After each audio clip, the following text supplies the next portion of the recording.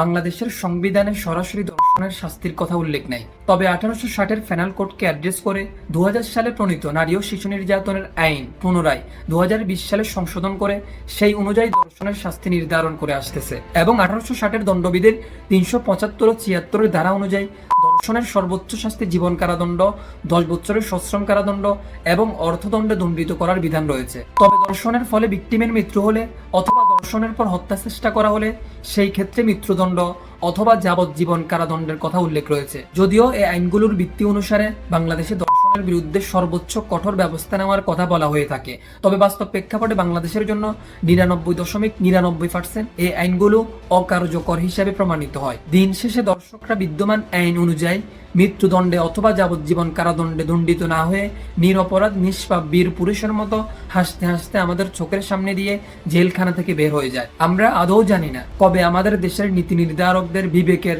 চক্ষুদয়ের আলো ফুটবে।